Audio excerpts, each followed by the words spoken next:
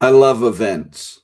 Let me rephrase that. I love going to events. I love being part of events. I don't love organizing and trying to put on events. I've discovered, in spite of all my years working in nonprofits and doing so many events, I get stressed out when I'm the one in charge, which has also given me a tremendous appreciation for those who do organize and manage events. And we're going to be talking to somebody today who is fantastic at it. So put on the brakes, grab a cup of coffee, and join the conversation because it's time for Coffee Breaks with Steve.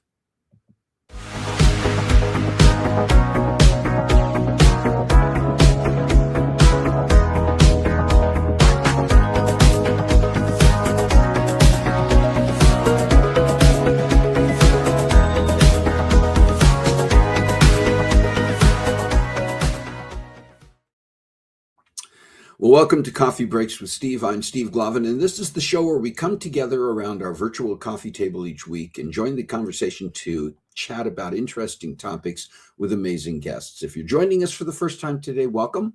If you've been with us before, welcome back. Carla is here. Rick is here. All right, good to see you. And I hope have had and are having a great week.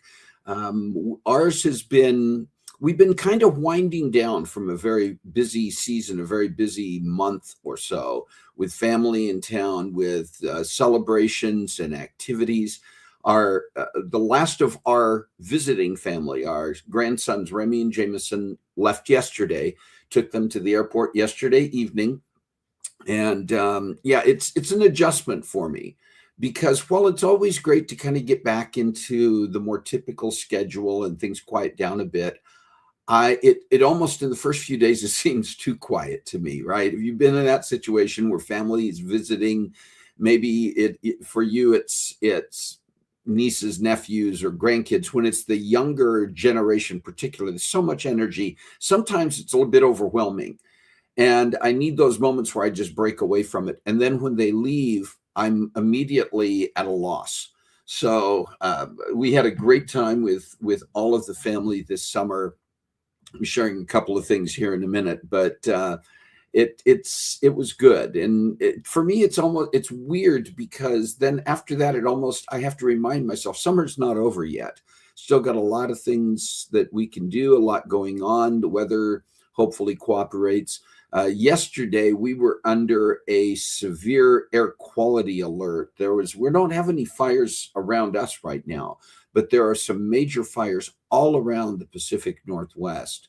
We're in eastern Washington. There are fires in northern Idaho. Across the border from us, there are fires in central Washington. There are fires in southern part of Washington, in Oregon. And if you open up the map that shows all of these, it's awful. It's terrible. And my heart is out there. My prayers are there for all of the people who are being affected by it right now. And there are thousands. But for some reason, night before last and then all day yesterday, the smoke from some of these fires, we were just right in the path where if you walked outside, in fact, you didn't even have to walk outside. I got up yesterday morning and I thought I caught a hint of smoke, and then went outside, and for the entire day, it was so hazy that you couldn't see more than probably a quarter mile, if that. If you were driving down the road, and in fact, we were getting alerts saying it was hazardous, bordering on dangerous. So we did limit our outdoor activities yesterday. Fortunately, it appears to be much better today, but still concerned for so many who are impacted by this. Hi, Kathy. Good to see you here. All right, listen, limited amount of sort of pre conversation today. Didn't have a lot for sweet and savory, but a couple of things that I did want to share because they were kind of fun. I mentioned that we were wrapping up our activities with family over the last week or so, and the last big thing that we ended up doing, when some of the family was still in town, about half the family had already had to leave. And in fact, this was something that was postponed. It was supposed to take place when all the family was in town a couple of weeks prior, but weather actually restricted this, and it got postponed. But something that Shalane and I have been talking about, my youngest daughter, Shalane, have been talking about for quite a while. And I turned 70 in June, and Shalane just turned 40 this last week. And so we thought, with both of those milestone birthdays, what do we do to really celebrate big time, something very unique? And we decided that we talked about it again for a year or more, that we would both go together to do a tandem skydive. And so last Sunday, we went to Ritzville, which is about an hour from here. Family came to watch, those who were still in town. And this was my second tandem skydive. I did one about 2.5 years ago in California when I was with Saber 6 Foundation. And this was for Shalane a bit of a challenge, because she has some issues with her ear canals in her ears that causes her, for instance, she goes on a commercial airline flight. She has issues every single time. She's tried a variety of things, doctors have prescribed things, but she still ends up with severe pressure and pain in her ears. So she was very concerned about doing this, but she really followed through with it. And I don't yet have, she has video of her actual skydive. I only have a little bit of video from the perspective of my instructor, who had a camera on. Her instructor had a camera strapped to his wrist, and mine had a camera strapped to my wrist. And so we've got some photographs that she already uploaded. There's me in the midst of the free fall, and apparently enjoying myself. But I'm going to show you a little bit of video now that represents what you're going to see in the first part of this video is from the perspective of my tandem skydive instructor. Shalane went out early. Shalane went out earlier than we did. And so you're going to see from my instructor's camera, Shalane and her instructor getting to the door and going out. If you listen very carefully above the noise of the airplane and everything else, you're going to hear Shalane laugh as they go out the door. Hopefully the audio will allow you to see that. And then that's followed by my departure from the plane and free fall, and a little bit of being under the parachute canopy taken from my instructor's wrist camera. So take a look at this.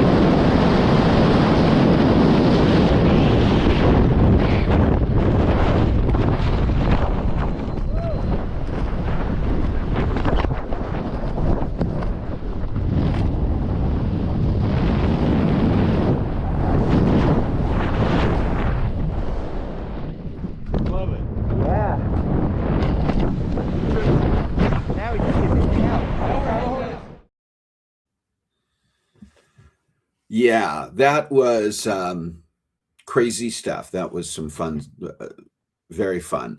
You know, you have these unique moments, and quite frankly, they really are unique. How come he has a helmet on and you don't? I know. So Kathy's asking, so why did Shalane jump out of the plane? Well, a couple of reasons. One, that's, you know, if she hadn't, she would have gone to a higher altitude. She jumped from a slightly lower altitude than I did. So she would have continued to climb, which could have contributed to more pressure on her ears. Why did she jump out of a plane? Because she wanted to challenge herself to do it. Yeah, it was an interesting helmet. Why do the instructors get helmets and the guests do not? There are a couple of reasons for that. I can't tell you specifically why the instructors have helmets, other than it's common if you're doing for most of them, it's a safety thing. Doing a solo skydive, most of them had helmets on. And I think the issue is if you both have helmets on, there's a much bigger chance with how close you are, you're going to be whacking helmets together and stuff. I don't know for sure. I had goggles on for the free fall portion, and then once we were under canopy, my instructor took my goggles off, which was helpful because it gave me a much less distorted, clear view of all of the scenery. And it was about, I don't know, probably about a 45-second free fall. I don't know how long. I'd have to look at all the video to see how long it took us to get to the ground. I mean, we went out of the plane at 13,000 feet, and I think they opened the parachute at 5,000. And so, you get a bit of time with that. Was my co-jumper a superhero? He might have been. His name's George, and he was fantastic. I really appreciated him. He was very engaging through the whole thing. But anyway, we did have a lot of fun with that. Hey, listen, I did not have any birthdays or anniversaries in my calendar this week. So if you have a special day this week that you want to make sure we celebrate and acknowledge with you, can you put that in the chat, please, so that we can do so? And if you have one coming up later, in the coming weeks, in the coming months, you can send us an email to cbwsteve@comcast.net, and we'd be more than happy then to put your special day in our calendar so that we make sure when the right week comes along that we celebrate that with you. Always want to have those times. And listen, I want to get to our guest conversation today because it's a lot of fun.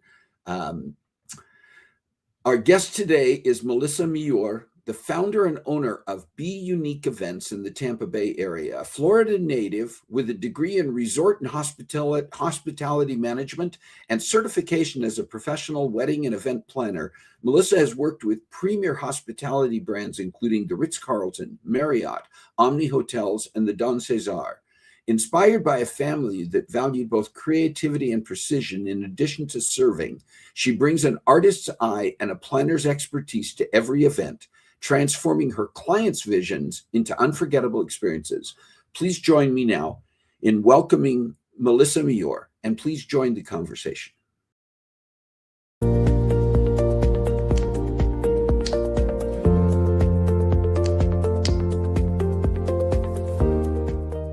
Melissa, welcome to Coffee Breaks with Steve. Thank you for taking the time to join us. Yes, of course. My absolute pleasure. I'm happy to be here. I would love to know what some of the early experiences were in your life that sparked an interest in event planning and in bringing people together. I think it's an amazing question. I think I have a pretty unusual story as far as, finding this career field and this passion, just because I found it so early on. So I was about, 16, 17. Remember watching the movie The Wedding Planner with Jennifer Lopez. And I thought to myself, well, she's Puerto Rican, I'm Puerto Rican, at least I have that part down. And then I started seeing the little different characteristics that she was exhibiting in the movie. And some of it was the OCD tendencies, and I realized I have the same OCD tendencies, but not only that, but something beautiful about putting an event together. And so I think after taking a career test in high school, actually, number one result was event planner. So I was like, that's it, that's what I'm doing. It makes sense. I do feel a calling to that. I did have a quinceañera because I'm Puerto Rican, and that really started my love for events. I realized the impact that events have on people, and just seeing my family members from Puerto Rico fly in to Florida and seeing my school friends, seeing my soccer teammates all kind of in one area was bizarre, and yet it worked. There was this kind of energy, and people really loved being with each other, and both sets of my grandparents were talking like old friends that they are. And so I just kind of was very observational in that aspect. And that's kind of what started my interest in event planning. And I did go to school for it and all that. So, I've really planned out my life. Go figure, an event planner plans their life that early, but that's kind of how it all began. Going back even before that, was there, I mean, growing up, were you already the person who was like organizing the gatherings, decorating spaces, planning celebrations, even as a little kid? Was there something that even led to that path earlier? In a way, yes. I would say my father is actually a copper artist. So I grew up kind of going to the studio with him and his predecessor who would teach him the copper art techniques. So I think I have more of an artistic background than anything. So I started really, I was a very artistic, child growing up. And I knew that that was a part of me that gave me peace and kind of gave me a sense of like, I can be abstract. I don't have to be so concrete all the time. So that art background and seeing people working on their craft in the studio and then seeing the gallery nights, which only happen once a month, is when they put it all on display, and watching them talk to people about their artwork and the concept and why they did the things they did. Just really being exposed to that at a very young age really kind of set the tone for what an art piece looks like and how it can evoke emotion. And there is a concept behind it. There's intention behind it. And I was very involved in my local church, actually. So we did events all the time, Oktoberfest and things like that. My parents were always very involved in events around the community. So I was always somehow involved, whether it was cooking empanadas or selling or just helping out here and there and setting up something. And so that part of me has always kind of been ingrained, is just that you help because you have the hospitality spirit. And my family is very hospitable. We're used to hosting celebrations. We were always the house that had a celebration for something. And those are the memories that last throughout life. And I've realized that I've carried the most positive memories that I've ever had come from an event. So I think in a way, yes, I was artistic and I was organizing things without realizing it.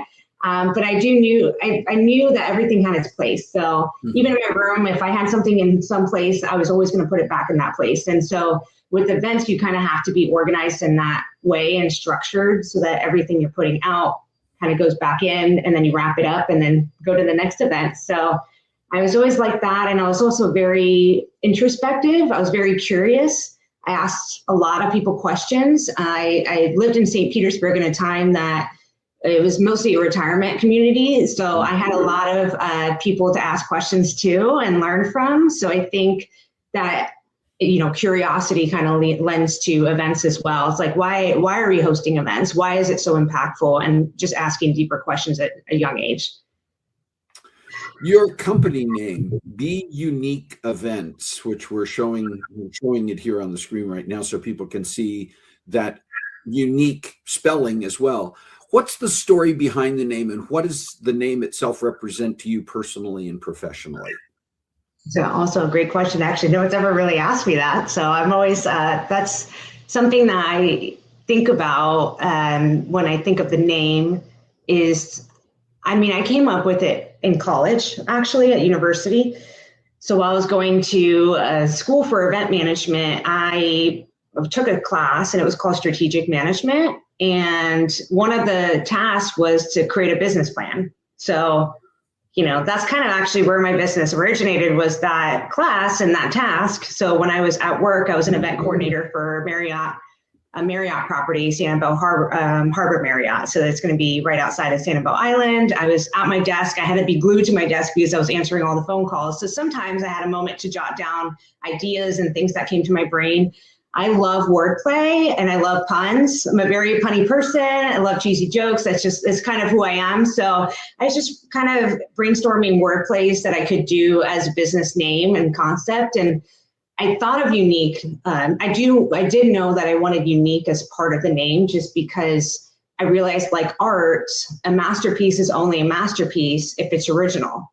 And I wanted to create events that were original because I saw there was some kind of niche there, because some people, when I interviewed them about their weddings or their events, they were like, it was done during the mason jar period of time, right? So there's a time for certain types of events, and I didn't want the events that I created to be stuck in a time. I wanted it to be timeless. And the only way it was going to be timeless is if it's unique. If it's something that's completely unique to the company, if it's unique to the couple, if it's unique to the individual, then it's never going to go out of style, because really your personality doesn't change that much over time. I mean, it does, it evolves, but you'll always remember who you were in the moment in the event rather than the time period that you had the event.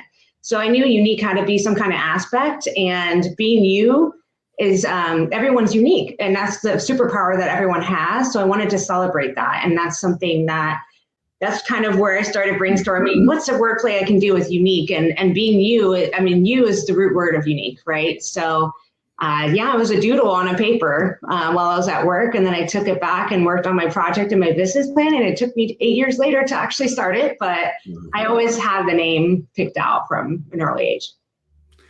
When you're putting together your own business, I mean, it can be it's kind of a roller coaster journey, right? I mean, it's exciting, but yet there are times when you go, oh my gosh, what am I doing? Can you share just a little bit about some of the biggest lessons and challenges that you faced while building your business and building your reputation in this industry?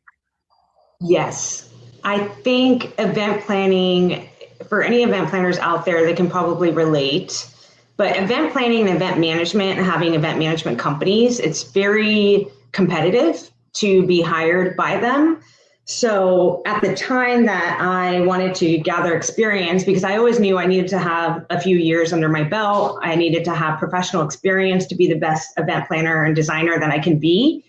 So I was looking at event management companies, and if I couldn't find any job positions available, what I'd end up doing is getting hospitality industry experience.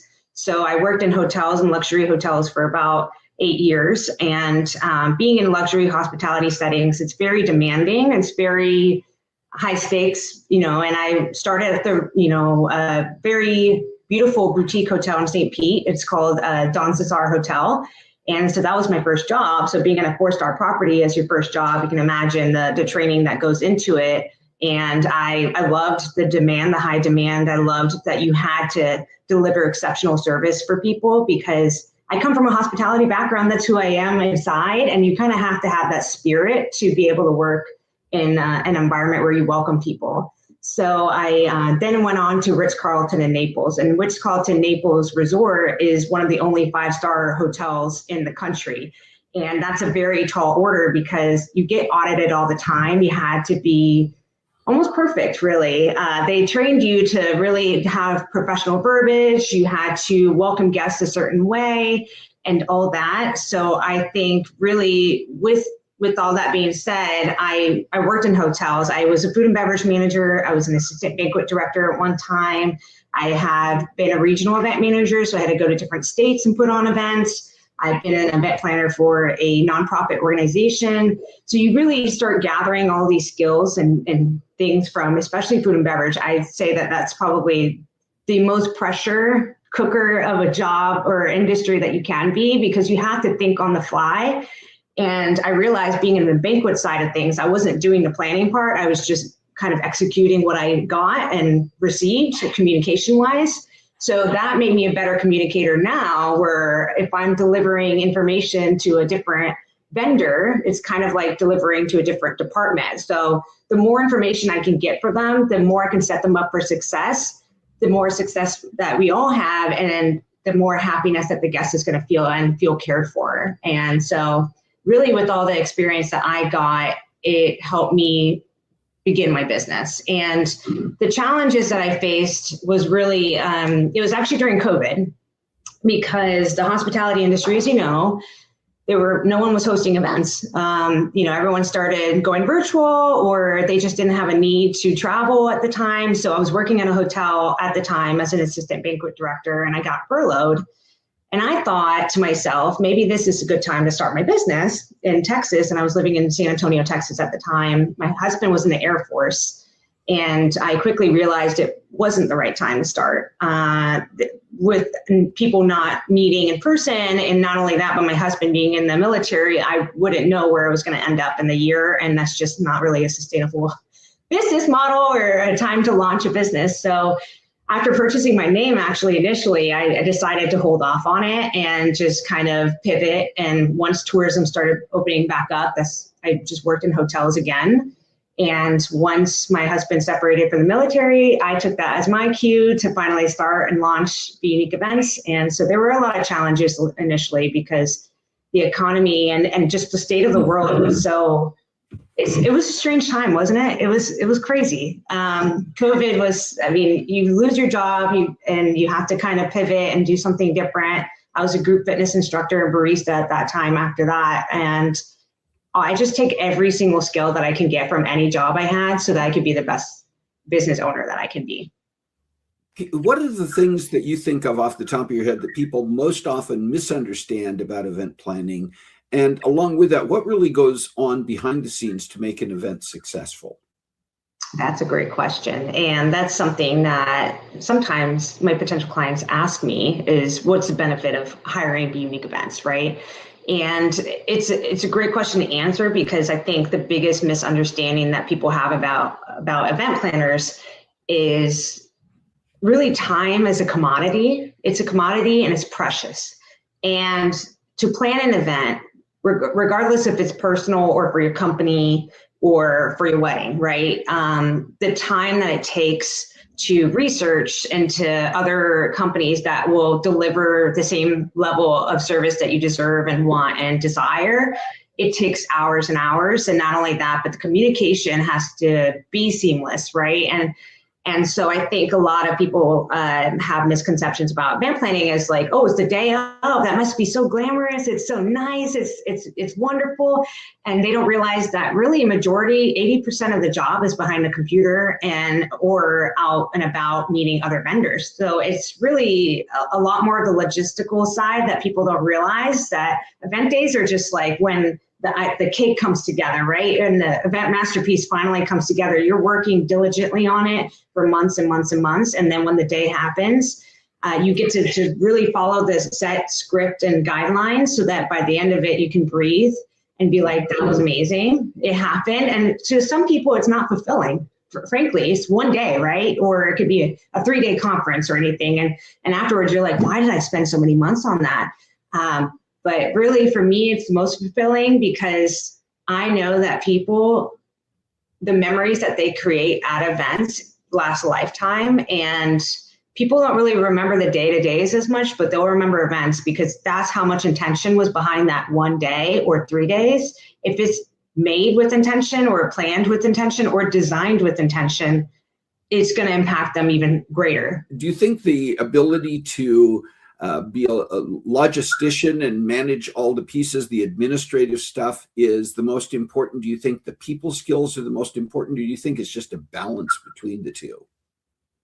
That is a very good observation, really. I think it's a balance of it all, right? And I think people forget that in event planning, there's also an artistic process, right? And I touched on that a little bit, but when something's designed as well as planned, you can tell, right? So if you walk into a corporate event and it's just, you have the tables and chairs and people sit down and they watch speakers on the stage and it's just very plain and simple, they're not going to remember it as much as something that's interactive. Maybe they can interact in something, a goal setting at the conference, or maybe the colors are vibrant and they match the brand of the company, and you can see the brand in the 360. If you were to take a photo and think of that, then I think that's important. Is also deals with logistics, right? So you have to logistically plan that in order to design effectively, right? So I think my biggest thing that's the most important is marrying the logistics with the design. And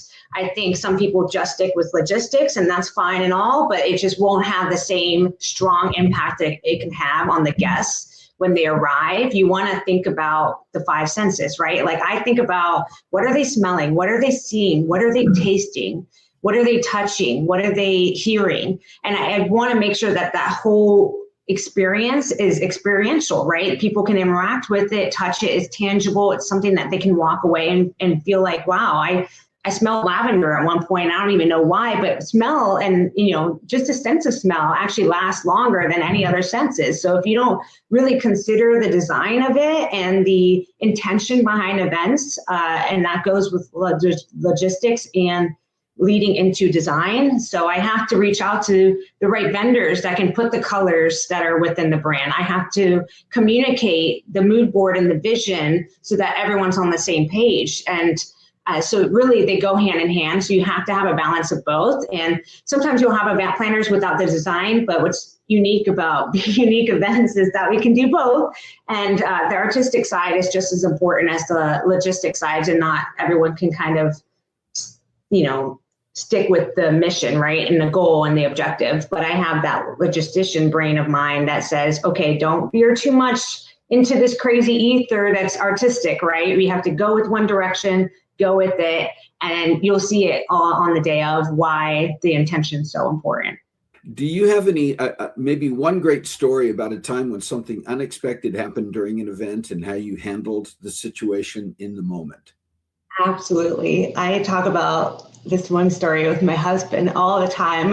My husband actually, in the first event that I planned with BeYOUnique Events, was my helper, right? So on the day, he was with me, and the first event was a wedding, and it was after hurricanes have hit Florida. So it was a displaced wedding. And I said, I'll take it. I'll help. I'll do whatever I can to help you with your wedding day. And it was good because I needed some start, right? And that's the hardest part, just start. And so in that first wedding, and it was completely out of my control what happened, but the wedding went smoothly. I was feeling good. We did the design exactly what the bride wanted, and just start to finish with the flow and the timeline, it was all working out. But in the last hour where everyone's dancing on the dance floor, I saw the bride and groom and a few bridal party members rushing to the elevator. And as the event manager and the wedding planner and coordinator on the day of, I'm overseeing everyone. They're all my responsibility. So I followed and realized that the father of the bride collapsed in his room upstairs in the hotel. So that, as you can imagine, I am like, well, I used to work in hotels, so at least I know kind of what the policies and procedures are. So I went to the front desk and I said, just stand by there. You might have to call EMS, but I need to check on the father, see if he's okay. And it was crazy. I have to tell you that, Steve. It was nutty with the capital N-U-T-T-Y. It was, you go up and the son of the son and the brother of the bride is just, screaming and everything. He's not alive. And so I went into the room, and sure enough, the father was out cold, wasn't breathing. And in the moment, I just thought, what can I do? What can I control? And how can I help? So I got all the family members to actually take a few deep breaths, and there was someone doing CPR. Thank God the bridal party were all EMS nurses. And so it was a blessing for sure.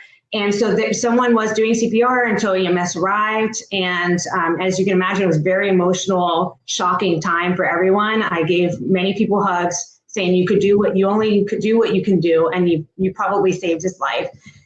Later that night, I learned that he coded 4 times on the way to the hospital. And he was coded when I was in the room. So as you can imagine, I go back downstairs. I told the bride and groom, don't worry about a thing. I'll pack up everything. I'll put everything, nice and neat in your room. I followed up with the bride and groom the next day. The whole week, just to let them know that, he's in our prayers, and whatever's happening, please keep me updated. I'm here for them. I know that this was something that was an unexpected event that happened, and a miracle actually happened. They were very close to releasing him, and he woke up and was completely fine. No brain damage, nothing. He was all right. To this day is alive and breathing well. But as you can imagine, that was my first event with BeYOUnique Events. And so I remember just feeling like, you know what, if I can do that, I can do anything. So thinking about crazy stories, that is, wow. I think a story can beat that for me personally. And I hope, that's the case. Oh my gosh. Yeah. What gives you the greatest sense of fulfillment? An event ends, and now you're reflecting on it. And I know there's a lot of things that go on after an event ends, including the fact that, sometimes you just want to collapse someplace. But when an event ends, what are the things that give you the greatest sense of fulfillment and feeling like it was successful? I think just seeing the guests and the clients' faces just as they leave, and feeling like, even though it might not have gone exactly the way they wanted to, or maybe they found an unexpected, amazing, positive energy that they never expected to have.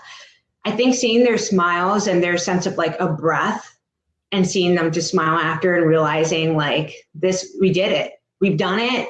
We've done the best we could. And there was something to take away from this event. There's always something to take away, but I think I really try to bring the positive energy. And I think energy, as long as it's paired with intention and constant communication, it's just nice to see the client just take a deep breath and just feel relieved, but not only relieved, but like, okay, when's the next one? Thinking, I love hearing that. And I love hearing guests saying something about the event. Oh, wow, this was amazing. This was just, I didn't even expect that. And just the constant chatter that goes along with guests as they leave is something that makes me feel like I've done my job right. And not only that, but if the client is happy, I'm happy. So I really view people as people, and I view them as friends, and I get to know everyone very in an intimate level, and so I think I can't wait for the next one, and I call them up and I let them know, what my perspective was, and I like to get their thoughts, and that gives me such a sense of fulfillment just to see the event come together and to see everyone enjoying it. And you can tell, it's just, there's this energy in the air, and that it was successful. It's going to leave an impact for the rest of their life, maybe. So that's what I aim for. I want to change gears just for a moment here, because early on in our conversation, you mentioned something you in passing. You mentioned soccer team, and BeYOUnique Events is not the only thing that keeps you active and busy. You are also a semi-professional soccer player. Can you just take a couple of minutes and talk about that part of your life? Yeah, sure. So I actually began playing soccer when I was 4 years old. So I have two older brothers, and I saw them playing and I wanted to play myself. And soccer is so special to me because it's not just a game. It's more than that. It's taught me so many life skills. I'd say even in BeYOUnique Events, like I know the importance of teamwork, and I know that communication is a huge part of it, right? And in soccer, is such a high pressure game, and it's very athletic, right? It's very disciplined. You have to have discipline. And even playing at the professional level, I played overseas in New Zealand for a little bit. So I know what it's like to have discipline, to treat your body right, to take a moment to sleep. And, everything kind of goes in hand with everything. So it kind of goes to the basis of being human, really. And then being on the field, you have to treat your teammates with respect. You don't have to like each other, but you have to treat each other with respect. And we have a common mission. We have to, we have a goal. We have an objective. It's very competitive. You learn how to lose. I think that's the biggest lesson I got out of soccer is like sometimes you don't win every game, but there's always a lesson to be learned. And you can always learn and improve and just get better and better as long as your mind is open to realizing that. And I feel like wisdom is acknowledging that you don't know everything. And even to this day, since playing when I was 4 to now, I still don't know everything there is to know about soccer, but it's such a near and dear part of my life that I do apply it to my business in the sense of, you have to be a leader. And I've always been a kind of leader in the capacity of being like a captain of a team. And I know that people need to be motivated. I know that they need a sense of accomplishment. They need a sense of someone who cares about them on the field and off the field. So yeah, I'm glad you asked. I mean, soccer is a part of me that a lot of people, even in my industry, don't even know, but I balance both semi-professional soccer and my business. So I train at 6 a.m. in the morning and sometimes in the evenings, and I try to plan everything accordingly, and it so happens that I can still do both. So I'm very blessed and grateful, and I'm going to Germany next month with my teammates to play some professional teams. So very, very excited for that opportunity too.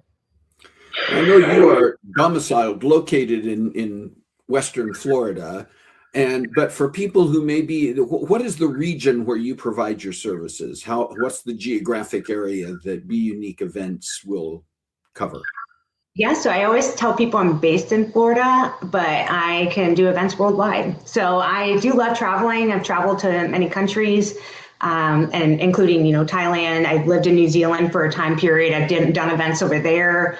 I do plan weddings and events in Puerto Rico as well because my family's there. And I always tell people you don't need a passport. So go ahead, go to Puerto Rico, plan an event there. It's wonderful. It's beautiful. We love having people there.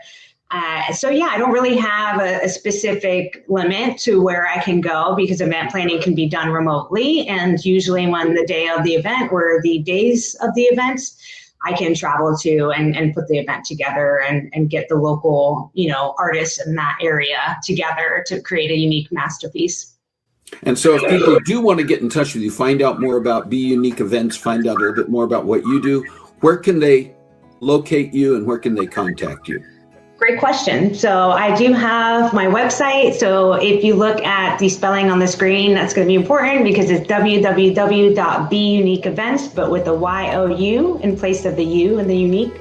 So you can reach out to me there at BeYOUniqueEvents.com. I also have my email address, which is my name, melissa.millour@BeYOUniqueEvents.com as well. And we do have an Instagram page, Facebook, and LinkedIn. So feel free to reach out wherever works best for you. Well, Melissa, I want to say thank you very much for taking to join us and for sharing so many interesting aspects of event planning and your own personal story. Thank you for what you do, truly making, as you mentioned, an impact in people's lives that is lasting, and wish you all the best as you continue both your event planning and your soccer career. Thank you so much, Steve. I appreciate it. I appreciate you taking the time to learn about me and BeYOUnique Events and even soccer.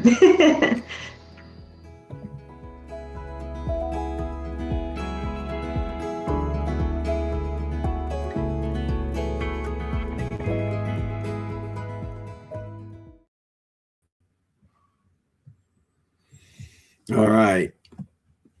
I just mentioned at the outset of today's episode, I worked nonprofits. I've worked with nonprofits and in the nonprofit arena for better than a quarter century. And I have been at times responsible for putting together events. Even prior to that, there were situations, some of them related to church and other places where I've been involved. And I've discovered, I can logistically put things together. Some people, like Melissa, get very energized by putting on events, even the chaos that sometimes accompanies. And when things don't go right, how do you get into that? For me, it's just, I just go into stress mode. Even the events that have come off seamlessly that I have been responsible for planning and organizing and implementing, I don't come away feeling, there's always a sense of relief. There's a sense of accomplishment, but it's one area that I just really don't enjoy and don't feel that I do well in.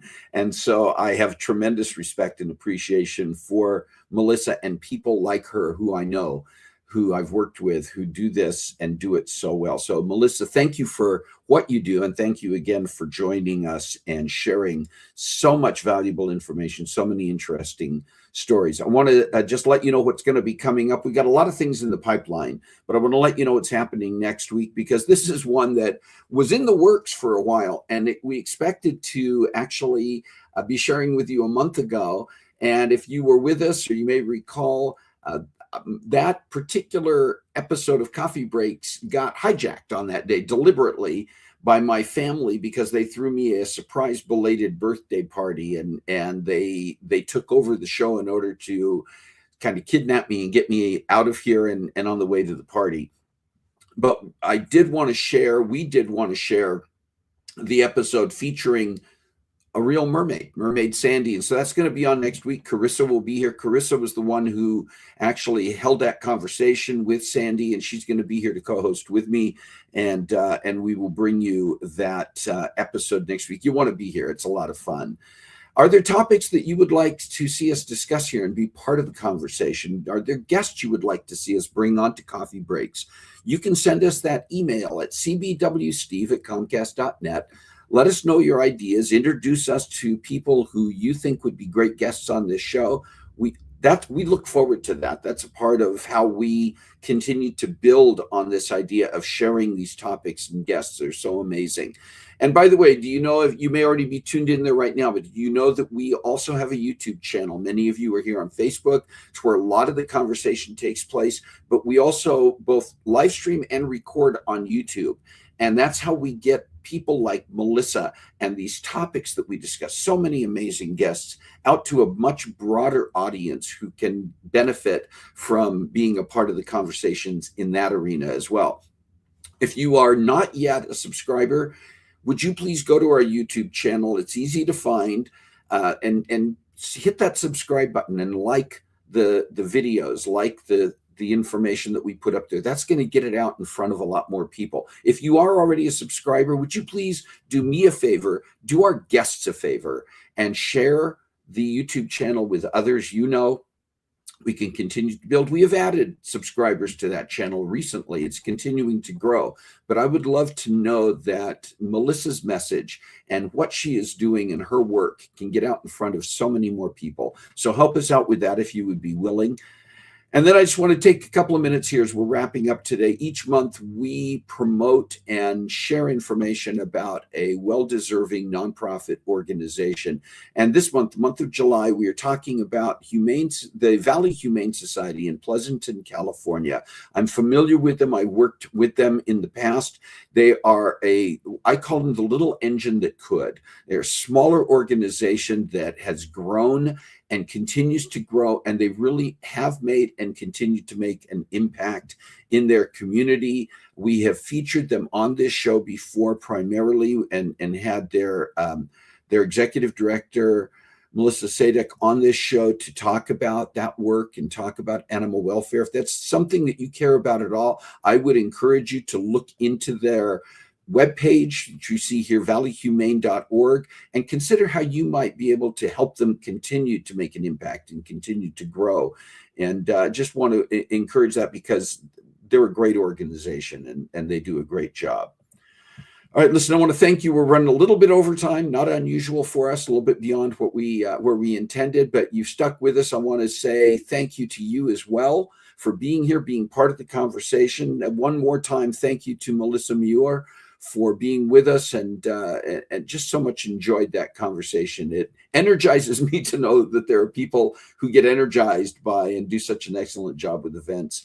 Listen, there's so many different ways that we can make an impact. There is so much that's going on in our world, and that's a concentric circle that builds out from your own neighbors to your own community, to the region you live in, to the country that we call our own, and to this world around us. There's so many different things that are needed and ways that we can touch. So please find a way to make a difference in your world this week. God bless you. Have a great week. We will see you next time on Coffee Breaks with Steve.